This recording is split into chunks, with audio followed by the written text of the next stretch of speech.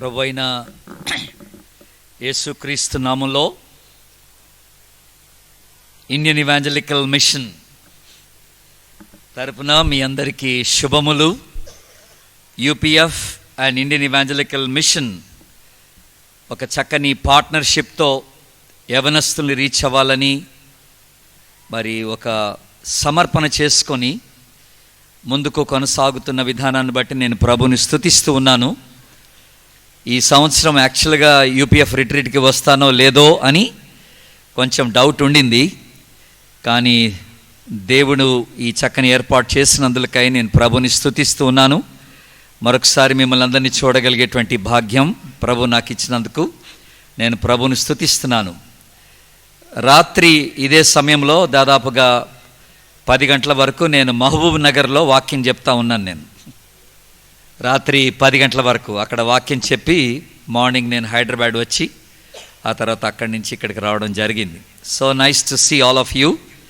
మరి తమ్ముడు శ్యామ్ సుకుమార్కి ప్రత్యేకంగా నా కృతజ్ఞతలు. దేవుడు ఎంతగానో బలపరిచి ఈ సంస్థని ముందుకు తీసుకెళ్లడంలో ప్రభు తనని నడిపిస్తున్న విధానాన్ని బట్టి నేను ప్రభుని స్తుతిస్తూ ఉన్నాను. అలాగే పెద్దలు ఐజే గారు, అగస్టిన్ గారు, తదితర ఎగ్జిక్యూటివ్ మెంబర్స్ అందరినీ కూడా నేను అభినందిస్తూ ఉన్నాను. వారు నాకు ఇచ్చినటువంటి శ్రేష్టమైన ఈ అవకాశాన్ని బట్టి వారికి నా కృతజ్ఞతలు నేను తెలియజేసుకుంటూ ఉన్నాను. ఈ సాయంత్రం వసంత అక్క కూడా మన మధ్యలో ఉండడం ఎంతో ఆశీర్వాదకరం. అందుని బట్టి నేను ప్రభుని స్తుతిస్తూ అక్కకు నా కృతజ్ఞతలు నేను తెలియజేస్తూ ఉన్నాను. అలాగే it's a joyful surprise to see the brother doctor Moses here all the way from Bahrain. గత 2 years back, is it 3 years back? 2 years back, 2 సంవత్సరాల క్రితం బహ్రెయిన్కి బ్రదర్ నన్ను ఆహ్వానించారు. We had a very short time but a very blessed time of fellowship and ministry there. ఎంతో చక్కని ఆశీర్వాదకరమైన సహవాసం, పరిచర్య దేవుడు బహ్రెయిన్లో వారితో కలిసి చేయడానికి అవకాశం ఇచ్చారు. ఈ రోజున సడన్గా లాడ్జ్లో వారిని కలవడం, it was indeed a joyful surprise. God bless you brother and very happy to see you here. అలాగే ఈరోజు చైర్మన్ గారు రెవరెండ్ డాక్టర్ ఫిలిప్ గారు, వేదిక పైన ఉన్నటువంటి పెద్దలందరికీ కూడా నా కృతజ్ఞతలు తెలియజేసుకుంటూ ఉన్నాను. నేను ఈరోజు రేపు మీ మధ్య ఉంటాను. మళ్ళీ 12th నుండి నాకు వైజాగ్లో ఐఎం స్టేట్ యూత్ కాన్ఫరెన్స్లో నేను మాట్లాడాలి 12వ తారీఖు ఉదయం నుండి. కనుక నేను రేపు నైట్కి వెళ్ళిపోతున్నాను. కాకపోతే మీ శ్యామన్న నన్ను వదిలిపెట్టాడు కదా, ఈ 2 రోజులు ఉన్నా కూడా ఒక 4 sessions నాకు పెట్టారు ఎలాగో. అయితే ఒకటి క్వశ్చన్ ఆర్ సెషన్ అనుకోండి, కానీ మెసేజ్ అయితే 3 మెసేజ్ మీకు ఇస్తాను. ఇది మొదలుకొని ఈరోజు 1, రేపు 2 సందేశాలు నేను మీకు అందిస్తాను. ఈ సందేశాలన్నీ కూడాను మన యొక్క అంశాన్ని పురస్కరించుకొని ఈ సందేశాలు ఉంటాయని నేను మీకు జ్ఞాపకం చేస్తున్నాను. చక్కని అంశాన్ని ప్రభు దైవజనులకు అందించినట్టుగా మనం చూస్తూ ఉన్నాం. అర్థవంతమైనటువంటి జీవితం కొరకైనటువంటి అన్వేషణ అని అన్నారు. Search for a meaningful life అనే మాట. ఇది యవనస్తులకి చాలా అవసరమైనటువంటి మాటే. అసలు ఈ లైఫ్కి అర్థం ఉందా అనేది ఒక ప్రశ్న. Is there a meaning for the life that we are living today? మనం జీవిస్తున్న ఈ జీవితానికి అర్థం ఏమైనా ఉందా? ఉంటే ఏంటది? అర్థవంతమైన, అర్థసహితమైన జీవితం ఎక్కడ దొరుకుద్ది నాకు? అది మనం ఈ దినాల్లో, ఈ 3 దినాల్లో ఆలోచన చేయబోతున్నాం దేవుని బిడ్డలారా. ఈ అర్థసహితమైన జీవితానికి what is the measuring rod? కొలబద్ద ఏమిటి అసలు? ఎలాగ నేను అంచనా వేయాలి నేను జీవిస్తున్న జీవితం ఇది అర్థవంతమైనది అనడానికి? నేను ఎలాగ కొలబద్ద వేసుకొని చూడాలి? ఇది కూడా ఒక మంచి ఆలోచనే. ఈ రోజున యవనస్తుల లైఫ్ని మనం ఒకసారి గమనిస్తే, ఇక్కడే కాదు, పెద్ద పెద్ద సిటీస్లో, చిన్న సిటీస్లో చిన్న చిన్న ఊర్లలో కూడా యవనస్తులందరికీ ఒక రకమైన ఆలోచన. They are in pursuit of wisdom. జ్ఞానము కొరకైనటువంటి ఒక అన్వేషణ. బాగా చదువుకోవాలి. జీవితం అంతా చదువుపైన ఆధారపడి ఉన్నట్టుగానే, చదువు లేకపోతే జీవితానికి అర్థం లేదురా బాబు అన్నట్టుగానే. Degrees after degrees. మనం చదువుకుంటున్నాం, మంచిదే, కానీ చదువులోనే జీవితం అంతా ఉందా అనేది ఒక ప్రశ్న. మళ్ళీ కొంతమంది ఆలోచన ఎలాగుందంటే, నేను బెంగళూరులో ఉంటాను కనుక ఎక్కువ మంది ఐటీ ప్రొఫెషనల్స్ కనపడతారు నాకు అక్కడ. నేను వాళ్ళతోనే ఎక్కువ సంబంధం కలిగి ఉంటాను. ఐటీ కంపెనీస్లో పనిచేసే యవనస్తులు చాలామంది, వాళ్ళతో మాట్లాడుతూ ఉంటాను. ఎంతసేపటికి డబ్బు సంపాదించాలా. ఒక దగ్గర 50,000 నెలకు వస్తే ఇంకొక దగ్గర 55,000 ఇచ్చే కంపెనీ ఉంటే వెంటనే కంపెనీ మార్చి అక్కడికి వెళ్ళిపోతున్నాడు 5,000 కోసమే. కేవలం ఒక 5,000 ఎక్స్ట్రా దొరుకుతున్నాయి కదా అనే ఆలోచన అనమాట. వాడి మనసు అంతా ఎలాగుందంటే ఇక డబ్బే, ఇంక వేరేం లేదు, జీవితం అంతా ఇదే. ఇక డబ్బు లేకపోతే ఈ జీవితానికి అర్థమే లేదన్నట్టుగా వాళ్ళు జీవిస్తున్నారు అక్కడ. మొన్నటి దినాన ఒక యవనస్త్రాలు హైదరాబాద్ నుంచి నాకు కాల్ చేసింది. ఇది చిన్నప్పటి నుంచి నాకున్న ఒక ఆశ అన్న అని చెప్పింది. ఏంటది? ఎట్లాగైనా నేను ఫారెన్ వెళ్ళిపోవాలంది. నేను కొంత డబ్బు సంపాదించాలి. ఇదే మాట, ఎగ్జాక్ట్గా ఇదే మాట. నేను ఫారెన్ వెళ్ళాలి, నేను డబ్బు సంపాదించాలి. అమ్మ, నువ్వు దేవుని చిత్తాన్ని కరెక్ట్గా కనుక్కున్నావా? ఒకవేళ దేవుడు అక్కడ ద్వారాలు మూసేస్తున్నాడేమో నువ్వు వెళ్ళకుండా. తొందరపడి నువ్వెందుకు మూసివేయబడిన ద్వారాలు తెరుస్తున్నావు? జాగ్రత్త. లేదన్నా, మీరు ఎలాగన్నా చేసి నన్ను పంపించండి అంటున్నావు. ఈ సంపాదనలోనే జీవితానికి ఒక అర్థం ఉన్నట్టుగా మాట్లాడుతున్నారు జనం. కొంతమంది they are in pursuit of pleasure. ఇక ఆనందం ఎంత ఎంజాయ్ చేయగలిగితే జీవితం అంత ఎంజాయ్ చేసి పడేయాలి.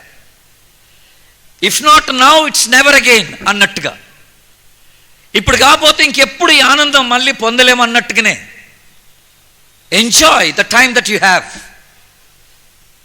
ఏది కావాలంటే అది చేసేసాయి అన్నట్టుగా. కొన్ని అడ్వర్టైజ్మెంట్ కంపెనీస్ కూడా చాలా డేంజరస్ యాడ్స్ ఇస్తున్నారు. నైకే కంపెనీ ఉంది కదా, వాళ్ళ గుర్తు ఏంటి? ఒక రైట్ గుర్తు పెడతాడు కదా నైకే కంపెనీకి. ఆ రైట్ గుర్తు పెట్టి వాళ్ళ స్లోగన్ ఒకటి ఉంది. అదేంటి? జస్ట్ డూ ఇట్ అని అంటాడు. వాళ్ళ స్లోగన్ ఏంటి? Just do it. నీకు ఏది చేయాలనిపిస్తే అది చేసేసే, ఎంజాయ్ యువర్ లైఫ్ అన్నట్టుగా. అలాగే ఎంజాయ్ చేయడంలోనే ఆనందం ఉందన్నట్టుగా మాట్లాడేస్తున్నారు. ఇక అదే జీవితం అన్నట్టుగా మాట్లాడేస్తున్నారు. లోకం అలాగుంది దేవుని బిడ్డలారా. కొంతమంది ఎన్ని సాధించగలిగితే అంత నేను సాధించాలి. అవార్డ్స్ కానీ, డిగ్రీస్ కానీ, పొజిషన్ కానీ, జీవితంలో ఒక ఉన్నతమైనటువంటి స్థాయికి నేను రాగలగాలి. ఏది సాధిస్తే అది నేను సాధించగలగాలి. అందులోనే జీవితానికి ఒక అర్థం ఉన్నట్టుగా ప్రజలు మాట్లాడుతున్నారు. ఆశ్చర్యం ఏంటంటే, మహాజ్ఞాని అయినటువంటి సొలొమోను, ఇప్పుడు కాదు, మీరు తర్వాత చదవండి, ఇంటికి వెళ్ళిన తర్వాత ప్రసంగి గ్రంథాన్ని మీరు చదివితే ఆయన ఈ పనులన్నీ చేశాడంట. జ్ఞానం సంపాదించాడు, డబ్బు సంపాదించాడు, జీవితంలో ఎలాగ ఆనందం టు ద పీక్, ఉన్నతమైనటువంటి స్థాయిలో ఆనందాన్ని అనుభవించాలో ఆ ఆనందాన్ని అనుభవించాడు. ఏది సాధించాలో అది సాధించిన పిమ్మట ఆయన అంటాడు, ఇదంతా వ్యర్థం అని అనేసాడు ఒక మాటలో. It's all in vein. ఇంకో మాటలో చెప్పాలంటే, it looks as if I have wasted my life అన్నట్టుగా ఉంది. నా జీవితాన్ని అంతా నేను వ్యర్థపరుచుకున్నాను, వీటి కొరకే నా సమయాన్ని వెచ్చించి నా జీవితాన్ని నేను వ్యర్థపరుచుకున్నానేమో అన్నట్టుగా మాట్లాడిస్తాడు. All these things under the sun are in vein.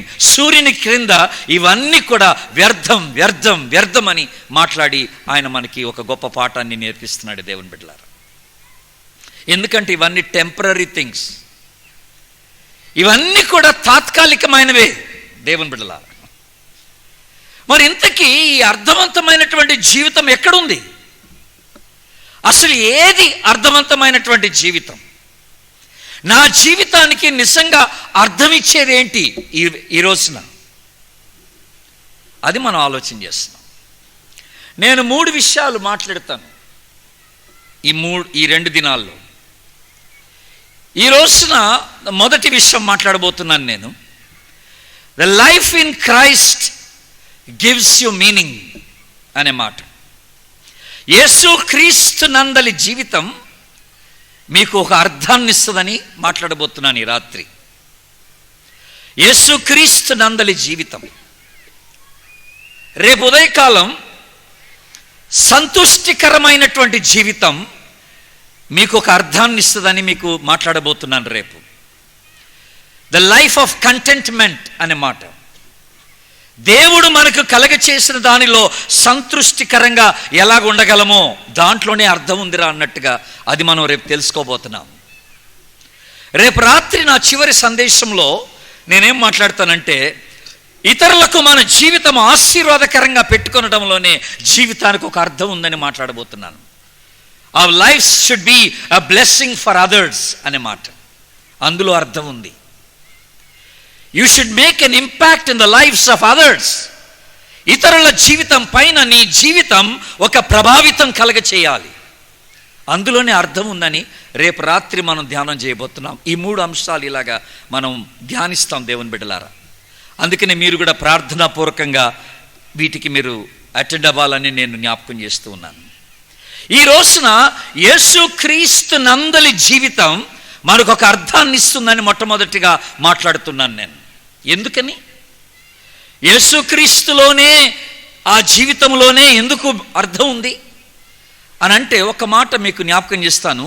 కీర్తనల గ్రంథం తీయండి దయచేసి. 139వ కీర్తనలో ఒక మాట ముందుగా గుర్తు చేస్తాను మీకు. 139వ కీర్తన నేనే చదువుతున్నాను, గమనించండి. 15, 16 వచనాలు నేను చదువుతున్నాను, గమనించండి. 15, 16 వచనాలు. నేను రహస్యమందు పుట్టిన నాడు, భూమి యొక్క అగాధ స్థలములలో విచిత్రముగా నిర్మింపబడిన నాడు, నాకు కలిగిన ఎముకలను నీకు మరుగై ఉండలేదు. నేను పిండమునై ఉండగా నీ కన్నులు నన్ను చూచెను. నియమింపబడిన దినములలో ఒకటైన కాక మునిపే నా దినములన్నీ నీ గ్రంథములో లిఖితములాయను. అందరూ దేవునికి స్తోత్రం చెప్పండి. Hallelujah. What a wonderful words these are. దైవజనుడు ఇక్కడ మాట్లాడుతున్నాడు, దేవా నా సంగతి నీకు ఎప్పుడు తెలుసు అంటే, నేను పుట్టక ముందే తెలుసు. అసలు నీవు పుట్టక మునిపే నీ సంగతి ప్రభువుకు తెలుసు. నీ ఎముకలు ఎరిగినవాడు, నీ జీవితాన్ని ఎరిగినవాడు, నీ ఉనికిని ఎరిగినవాడు, నీ ప్రారంభం ఆయనకి తెలుసు. అది తెలుసా నీకు? నిన్ను నిర్మించిన దేవుడు, నీకు జీవితాన్ని ఇచ్చిన దేవుడే నీ జీవితానికి అర్థం ఇవ్వగలడు. ఆమెనని అందరూ ఒకసారి. That's very important. అసలు నిన్ను నిర్మించిన వారికే అంతా తెలుసు. ఇందాక మోజెస్ అన్న మాట్లాడుతూ చక్కని మాట అన్నాడు. శాంసంగ్ మొబైల్కి రిపేర్ వస్తే నేను శాంసంగ్ కంపెనీ దగ్గరికి వెళ్ళాలి, అక్కడే ఆ సర్వీస్ సెంటర్కి వెళ్ళాలి నేను, అంతే. ఎందుకంటే వాడికే తెలుసు ఆ మొబైల్ యొక్క ఇన్స్ అండ్ అవుట్స్ ఆఫ్ ఇట్. దాంట్లో ఉన్నవన్నీ వానికే తెలుసు. నన్ను నిర్మించినటువంటి ప్రభువుకే నా జీవితాన్ని గురించి తెలుసు. ఆయనే నా జీవితానికి ఒక అర్థం ఇవ్వగలిగినటువంటి వాడని నేను జ్ఞాపకం చేసుకుంటున్నా. ఆయనలో జీవం ఉండెను, దేవుని వాక్యం సెలవిస్తుంది. There is life in him అని అన్నాడు. జీవం అంటే ఏంటి? ఏదో అని అలాగ ఊపిరిలా ఊదడం కాదు. అది యాక్చువల్ నువ్వు జీవించాలనుకున్న జీవితం అది యేసు ప్రభులోనే ఉందంట. ఆయనలో జీవం ఉంది కనుక ఆ జీవముతో నువ్వు అంటుగట్టబడడం అది చాలా ఇంపార్టెంట్. నీ జీవితానికి ఒక అర్థం కావాలనుకుంటే ఆయనకి వేరుగా ఉండి నీ జీవితంలో అర్థాన్ని నువ్వు గ్రహించలేవు. ఆయనకి వేరుగా ఉండి నీ జీవితాన్ని నువ్వు ఎంజాయ్ చేయలేవు. దేవుని బిడ్డలారా, ఇంకో చక్కని మాట ఉంది. అపోస్తుల కార్యముల గ్రంథం తీయండి ఇప్పుడు, 17వ అధ్యాయం. నేనే చదువుతాను, అది కూడా గమనించండి. అపోస్తుల కార్యముల గ్రంథం 17వ అధ్యాయం 28వ వచనాన్ని నేను చదువుతున్నాను. మనం ఆయన యందు బ్రతుకుచున్నాం, చలించుచున్నాం, ఉనికిని కలిగి ఉన్నాం. అందరూ ఆమెనండి ఒకసారి. ఆమెన్. ఎంత మంచి మాట. ఆయన యందే బ్రతుకుతున్నాం. We live in him and we have a being in him అని అన్నాడు. ఆయనలో బ్రతుకుతున్నాం, ఆయనలో జీవిస్తున్నాం, ఆయన యందే మన ఉనికిని కలిగి ఉన్నాం. That's it. ఆయన లేని జీవితం అది జీవితం కాదు. దేవుని బిడ్డలారా, యేసు ప్రభు లేని జీవితం అది జీవితం కాదు. ఇక ఆయనని ప్రక్కన పెడితే ఇంక నువ్వు జీవించే జీవితానికి అర్థం లేదని ఈ రాత్రి వేళ నువ్వు తెలుసుకోవాలి. నువ్వెవరో నాకు తెలియదు, నీ బ్రతికేంటో నాకు తెలియదు, నువ్వెంత వేసారిపోయావో నాకు తెలియదు. ఒక డిసప్పాయింట్మెంట్తో ఈ రాత్రి వేళ ఇక్కడ కూర్చొని ఉన్నావేమో. ఈ జీవితంలో థ్రిల్ లేదురా, నాకు బ్రతకాలనిపించడం లేదురా, అసలు ఏమిటిరా ఈ జీవితం అన్నట్టుగా ఒక నిరాశతో ఈ రాత్రి వేళ నువ్వు ఇక్కడికి వచ్చి కూర్చొని ఉంటే, I want to tell you there is life in the Lord Jesus Christ. యేసు క్రీస్తులో అసలైన సిసలైన జీవితం ఉందని ఈ రాత్రి నీకు తెలియజేస్తున్నాను. ఆయన లేకుండా ఇక్కడి నుంచి నువ్వు కదలబాక. ఆయన్ని తీసుకొని వెళ్ళు. నువ్వు ఏ ఊరి నుంచి వచ్చావు ఆ ఊరికి. నీ జీవితంలో ఆయన్ని కలిగినాడు, నువ్వు ఎలాంటి అనుభవాన్ని కలిగి ఉంటావో అది నేను చెప్పలేను. ఎంత గొప్ప జీవితాన్ని నువ్వు జీవించగలవో అది నేను చెప్పలేను. దేవుని బిడ్డలారా, he is the source of our life. మన జీవితానికి మూలం ఆయనే అన్న సంగతి మనం జ్ఞాపకం చేసుకుంటున్నాం. ఆయనలో ఉన్నటువంటి జీవితం అది మనం అదేంటో తెలుసుకోవాలి. అసలు యేసుక్రీస్తుని తెలుసుకుంటే అప్పుడు ఆయనలోని జీవితం ఎలాగుంటుంది అనేది నువ్వు తెలుసుకోవడానికి అవకాశం ఉంటుంది. ఆయన్ని తెలుసుకొని ఆయనలో జీవించటంలోనే ఆశీర్వాదం ఉన్నది. ఆయన్ని తెలుసుకొని ఆయనలో జీవించటంలోనే అర్థం ఉన్నది అన్న సంగతి ఈ రాత్రి వేళ నువ్వు తెలుసుకోవాలి. దేవుని బిడ్డ, పౌలు గారు ఆధ్యాత్మిక జీవితంలో చాలా ఉన్నతమైనటువంటి స్థితికి ఎదిగినవాడు. అంటే కేవలం సంఘాలు కట్టినందుకే కాదు, చాలా సంఘాలు నిర్మించాడు, అది వేరే విషయం. బైబిల్లో చాలా పత్రికలు రాశాడు, అది వేరే విషయం. అది కూడా గొప్ప ఆధిక్యతే ఆ మాటకు వస్తే. కానీ అంతకన్నా ఇంకొక గొప్ప అనుభవం ఉంది పౌలుకి. అదేంటో తెలుసా అండి? తన గురించి తాను మాట్లాడుకుంటూ ఒకరోజు ఏమన్నాడంటే, నేను ఒక మనిషిని ఎరుగుదును అని అన్నాడు. ఆయన గురించే చెప్తూ, ఆ మనుషుడు 3వ ఆకాశమునకు ఎత్తబడుట నేను చూచితిని అని అంటాడు. పరలోకపు అనుభవం అది బ్రతికుండగానే. అతడు శరీరముతో కొనిపోబడెనో శరీరము లేక కొనిపోయబడెనో నాకు తెలియదు అంటాడు. It's a wonderful experience. అది ఒక ఉన్నతమైనటువంటి ఒక అనుభవం, పౌలు గారికి ఉన్నటువంటి అనుభవం. దేవుని బిడ్డలా, ఒకసారి బ్రతికుండగానే ఒక వ్యక్తి పరలోకానికి వెళ్ళి ఆ అనుభవాన్ని అనుభవించి వస్తే ఇక ఆయన తెలుసుకోవాల్సింది ఇంకేదన్నా ఉంటుందా చెప్పండి? That is the utmost experience a person could have in a spiritual life. ఆధ్యాత్మిక జీవితంలో ఒక వ్యక్తి తెలుసుకోగలిగినటువంటి ఒక ఉన్నతమైనటువంటి విషయం ఏంటంటే, ఇంక అంతకన్నా మించింది ఇంకోటి లేదు, పరలోకానికి వెళ్ళి రావడమే బ్రతుకున్నప్పుడే. అంత అనుభవం కలిగి ఇప్పుడు మీరు ఫిలిప్పీలకు రాసిన పత్రిక తీయండి. ఓ చక్కని మాట అంటాడు అక్కడ 3వ అధ్యాయం. ఫిలిప్పీలకు రాసిన పత్రిక 3వ అధ్యాయంలో నేను 10వ వచనం చదువుతున్నాను, జాగ్రత్త వినండి. 10, 11 మన తెలుగు బైబిల్స్లో కలిపి ఉన్నాయి. నేను 10వ వచనం చదువుతున్నాను ఇప్పుడు. ఏ విధము చేతనైనను మృతుల్లో నుండి నాకు పునరుద్ధానము కలగవలనని ఆయన మరణ విషయములో సమానానుభవం గలవాడనై. ఇక ఇప్పుడు ఆ తర్వాత మాట గమనించండి. ఆయనను ఆయన పునరుద్ధాన బలమును ఎరుగు నిమిత్తం అందరామనండి ఒకసారి. ఆమేన్. ఏమిటట? ఆయనను ఎరుగు నిమిత్తం అని అన్నాడు. ఏమిటి అసలు ఇది? ఇంత అనుభవం పొందిన తర్వాత అంటాడు, నేను ఇంతకి ఇదివరకే నేను అన్ని సంపాదించుకొని అన్ని తెలుసుకున్నానని నేను అనుకొనుట లేదు, కానీ even today I want to know him more and more అంటున్నాడు. ఇంకా నేను యేసుని తెలుసుకోవాలన్న తపన నాకుంది అంటున్నాడు.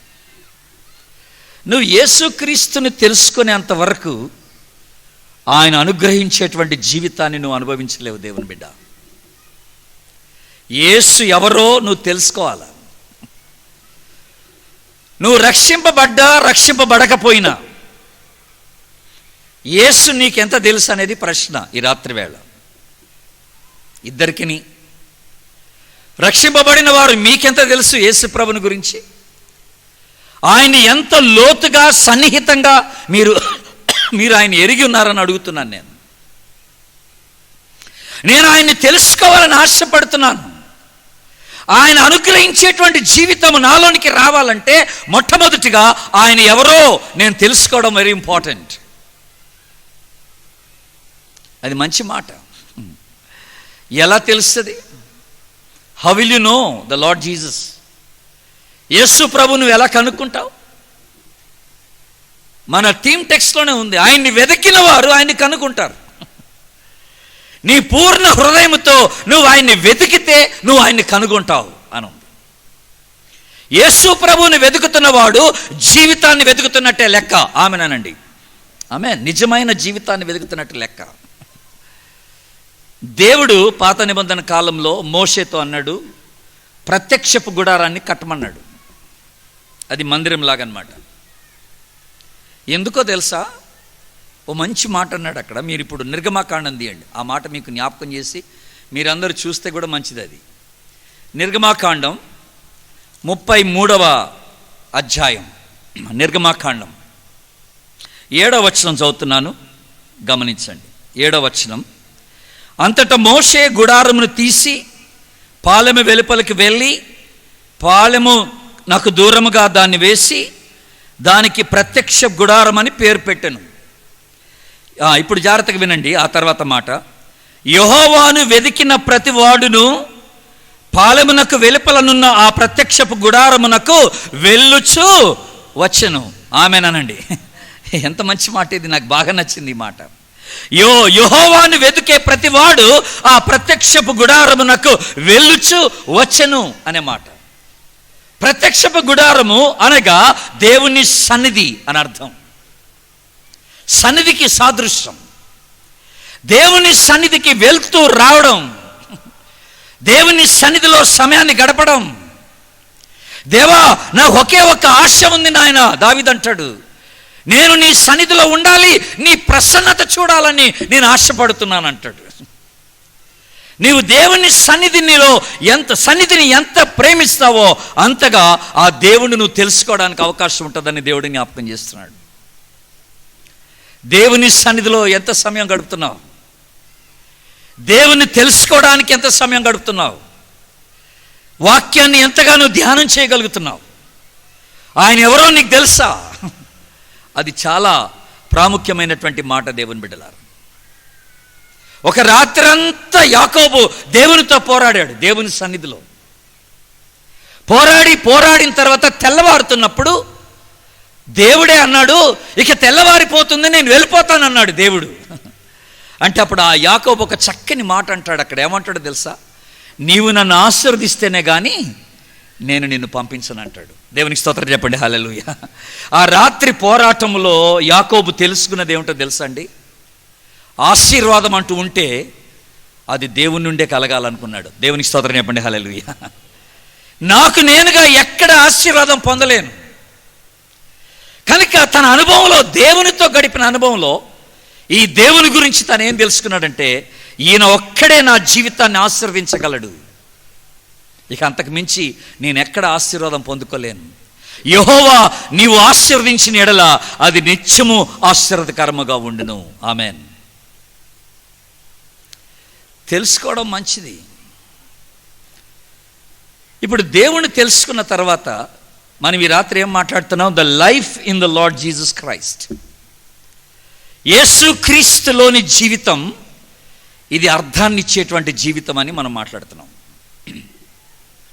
దానియేలు గ్రంథంలో ఒక మంచి మాట ఉంది. 11వ అధ్యాయం తీయండి. ఇప్పుడు దానియేలు గ్రంథం 11వ అధ్యాయం 32వ వచనాన్ని ఒకసారి మీకు చదువుతాను, గమనించండి. ఇప్పుడు 11వ అధ్యాయం 743 పేజ్ నెంబర్ 32వ వచనం, 11వ అధ్యాయం. అందుకతడు ఇచ్చకపు మాటలు చెప్పి నిబంధన అతిక్రమించు వారిని వశపరుచుకొనును. అయితే ఈ మాట జాగ్రత్తగా వినండి. ఇప్పుడు అయితే తమ దేవుణ్ణి ఎరుగువారు బలము కలిగి గొప్ప కార్యములు చేసెదరు. అందరు ఆమెనండి గట్టిగా. ఆమెన్. ఏమిటంట? తమ దేవుణ్ణి ఎరుగువారు బలము కలిగి గొప్ప కార్యములు చేయుదురు అనే మాట. ఏం చేస్తావు? యేసు ప్రభువును తెలుసుకున్నవాడు ఆ జీవితాన్ని అర్థవంతంగా మార్చుకోవడానికి అతడు చేసే మొట్టమొదటి పని ఏమిటో ఇప్పుడు మీకు జ్ఞాపకం చేస్తాను. 2 విషయాలు చెప్తాను, లేక 3 విషయాలు చెప్తాను ఈ రాత్రి. యేసు క్రీస్తు నందలి జీవితం ఎలాగా మనకు ఒక అర్థాన్ని ఇస్తుందో అది మాట్లాడుతున్నాం ఇప్పుడు మనం. యేసు క్రీస్తుని తెలుసుకున్నవాడు ఏం చేస్తాడు? గలతీలకు రాసిన పత్రిక చూడండి ఇప్పుడు, 4వ అధ్యాయం. ఆ యేసు క్రీస్తుని ఎరిగిన జీవితం ఎలాగుంటుందో అక్కడ జ్ఞాపకం చేస్తున్నాడు. 4వ అధ్యాయం 8, 9 వచనాలు నేనే చదువుతున్నాను, గమనించండి. 8, 9 వచనాలు. ఆ కాలమందైతే మీరు దేవుని ఎరుగని వారై. ఎలాంటి వారు? అందరు చెప్పండి, ఎలాంటి వారు? ఎరుగని వారై. ఒకప్పుడు మీరు ప్రభువుని ఎరగలేదు, ఆయన ఎవరో మీకు తెలియలేదు, నిజముకు దేవుళ్ళు కాని వారికి దాసులై ఉంటారు. కానీ ఇప్పుడు 9వ వచనం చూడండి. ఇప్పుడు మీరు దేవుణ్ణి ఎరిగిన వారును. ఒకసారి అందరికి దేవుని స్తోత్రం చెప్పండి, హల్లెలూయా. ఇప్పుడు ఎవరు మనం? దేవుణ్ణి ఎరిగిన వారును, మరి విశేషముగా దేవుని చేత ఎరగబడిన వారమై ఉన్నాం. హలో, వింటున్నారా? నువ్వు దేవుణ్ణి ఎరగడం ఒక, దేవుడు నిన్ను ఎరగడం ఇంకొక ఎత్తు. దేవుడు నిన్ను చూసి నువ్వెవరివో నాకు తెలుసు అని అంటాడా? నాకు తెలియదు అంటాడా? వాస్తవంగా మనందరి పేర్లు ప్రభువుకి తెలుసు, అది వేరే విషయం, దాని సంగతి నేను మాట్లాడట్లేదు. ఒక దినం ఉంటుందంట, ఆ దినాన the so called God servants, ఈ రోజులో మనం గొప్ప గొప్ప దైవజనులు అద్భుతాలు చేసేవాళ్ళు అని అనుకుంటున్నాం, చూసారా?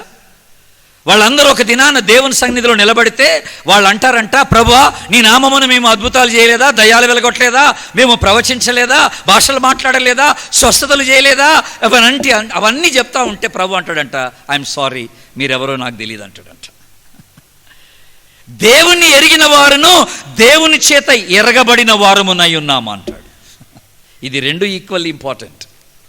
నువ్వు దేవుని తెలుసుకోవడం ఒకటైతే దేవుడు నిన్ను కూడా తెలుసుకోవాలి. నువ్వెవరో ఆయనకి తెలవాలా. నీకు ఆయనకు ఒక రక్త సంబంధం ఉండాలి.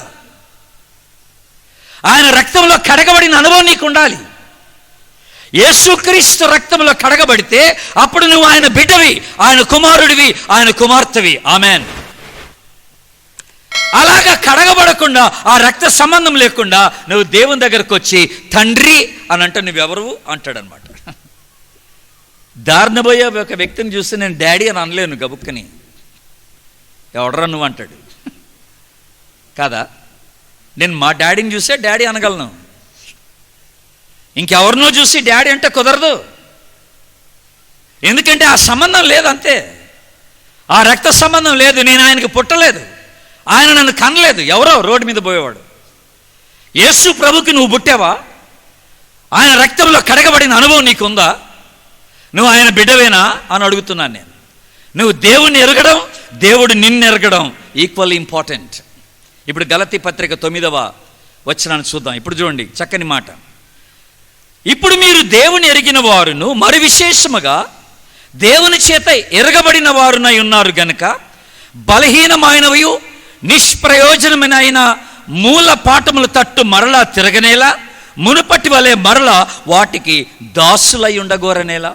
హలో, దేవుణ్ణి తెలుసుకున్నవాడు ఏం చేస్తాడంట? నిష్ప్రయోజనమైన వాటి వెంట పడిపోడట.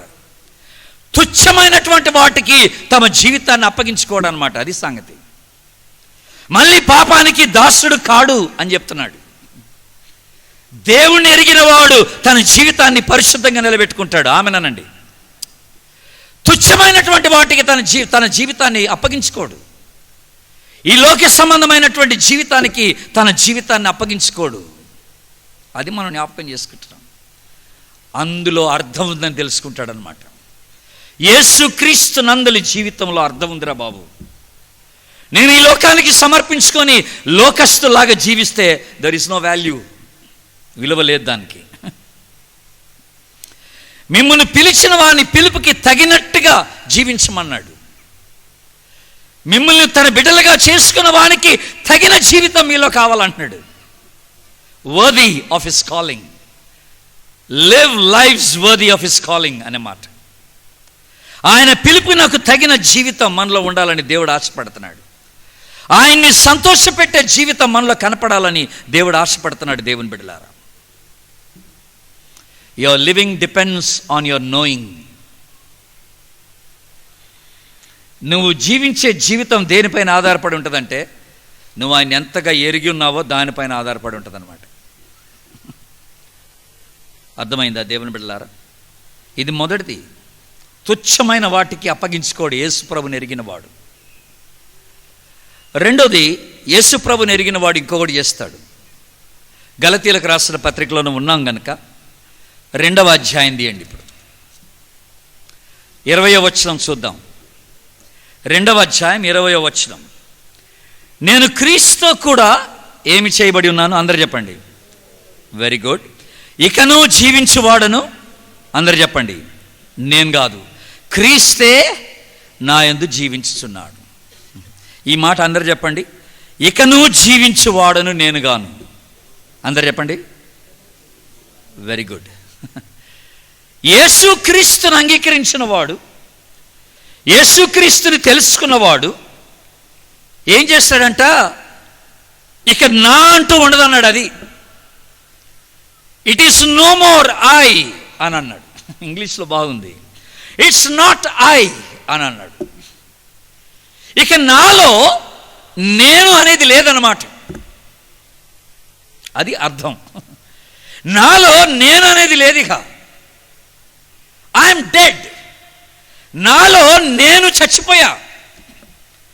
ఇక నా కోరిక అంటూ ఉండదు, నా ఆశయాలు ఉండవు, నా తలంపులు ఉండవు, నా మాటలు ఉండవు, నాకు సంబంధించిన జీవితం అంటూ ఇక ఉండదు. అందరు ఆమెనండి ఒకసారి. ఆమెన్. క్రీస్తే నా యందు జీవిస్తున్నాడు. The life that I live now is of Christ. ఇప్పుడు నేను జీవిస్తున్న జీవితము అది క్రీస్తు నందలి జీవితం అన్నమాట. అందులో అర్థం ఉంది. నా కొరకే నేను జీవిస్తే అర్థం లేదు అసలు. ఈ జీవితాన్ని ఎట్లా సాగించుకోవాలో నాకు తెలీదు. ఈ జీవితం యొక్క భవిష్యత్తు ఏంటో నాకు తెలీదు. నాకు అంత జ్ఞానం లేదు ఈ జీవితానికి. నేను తీసుకునే నిర్ణయాలు తప్పు కావచ్చు, నేను ఎంపిక చేసుకునే మార్గం తప్పు కావచ్చు, నా ఆలోచన తప్పు కావచ్చు. Because my mind is very small, my thinking is very small, my knowledge is very little. నా మనస్సు, నా ఆలోచన, నా జ్ఞానం చాలా చిన్నది. అది I cannot see my future. నేను ప్రారంభంలోనే చెప్పాను, నా జీవితాన్ని నిర్మించిన వాడు ఆయన. నా జీవితానికి ఒక ఉనికిని ఇచ్చింది ఆయన. నన్ను నిర్మించింది ఆయన. నా శరీరంలో ప్రతి ఎముకను ఎరిగింది ఆయన. నా ప్రారంభం, నా గతం, నా యొక్క నా ప్రజెంట్ లైఫ్, నా భవిష్యత్తు జీవితం ఎరిగింది ఆయన ఒక్కడే. దేవుని స్తోత్రం చెప్పండి. హల్లెలూయా. ఆయన ఒక్కడే నా జీవితానికి అర్థం ఇవ్వగలిగిన వాడు. ఇక నా అంటూ లేదన్నాడు. అంతే. నాలో నేను చచ్చిపోతున్నాను అనమాట. అది నా అనేది చచ్చిపోయింది నాలో. క్రీస్తే నాలో జీవిస్తున్నాడు అన్నాడు. అది అర్ధసహితమైన జీవితం అన్నమాట. క్రీస్తుని కలిగి జీవించటం అన్నమాట. ఇక నా ఇష్టానుసారంగా నేను ఆలోచించను అన్నమాట. నా ఇష్టానుసారంగా నేను నిర్ణయాలు తీసుకోను అన్నమాట. నేను అనుకున్న స్థలానికి వెళ్ళను అన్నమాట. యేసుక్రీస్తు ఏం చెప్తే అది నేను చేస్తానన్నమాట. అది అసలైన జీవితం అంటున్నాడు దేవుని బిడ్డలారా. ఈ జీవితాన్ని, యేసుక్రీస్తుని కలిగిన జీవితం మూడోది ఏం చేస్తుందంటే, ఫిలిప్పీ పత్రిక చూడండి. ఆ 1వ అధ్యాయంలో ఒక చక్కని మాట పౌలు అన్నాడు. 1వ అధ్యాయంలో 19వ వచనంలో చక్కని మాట అన్నాడు. 2వ భాగం, కానీ ఆ 19వ వచనం అంతా చదువుతాను. 2వ భాగం అంటే మళ్ళీ మీకు కన్ఫ్యూజ్ అవుతారు.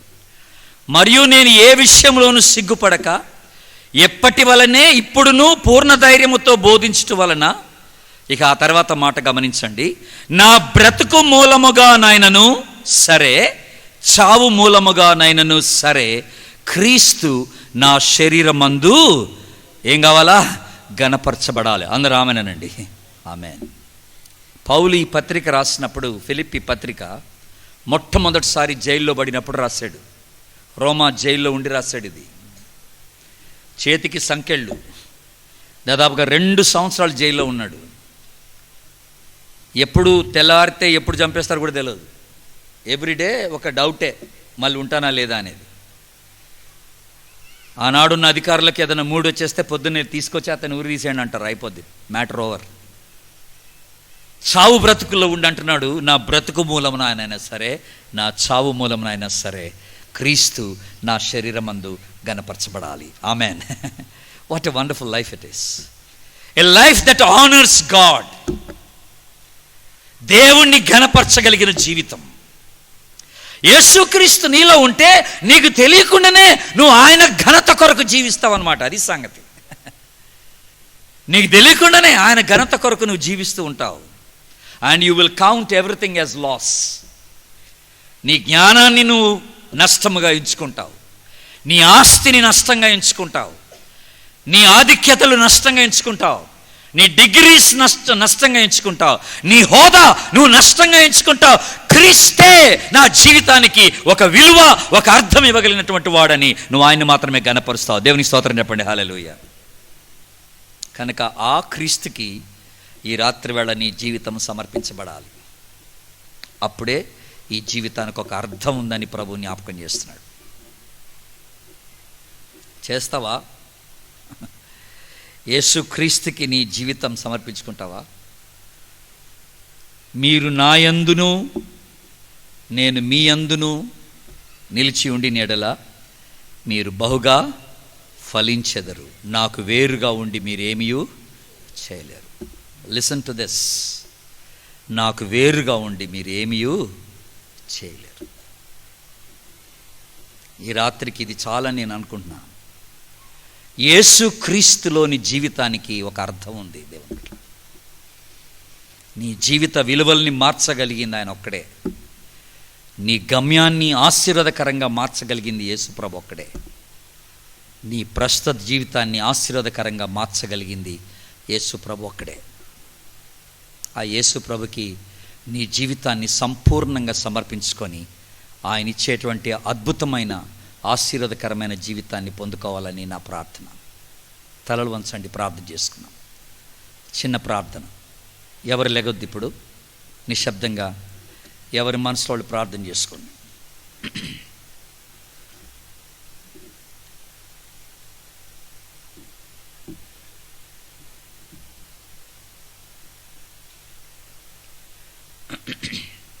నిశ్శబ్దంగా. ప్రభు ఈ రాత్రి నీతో మాట్లాడి ఉంటే, తమ్ముడు, చెల్లి, నువ్వెవరివో నాకు తెలియదు, నీ ఊరేంటో నాకు తెలియదు, నీ కుటుంబం ఎలాగుందో నాకు తెలియదు, నీ బ్యాక్గ్రౌండ్ నాకు తెలియదు, నీ స్థితిగతులు నాకు తెలియదు.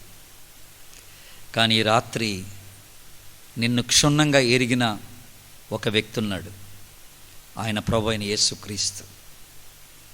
ఆయన ఈ రాత్రి నిన్ను ప్రేమిస్తున్నాడు.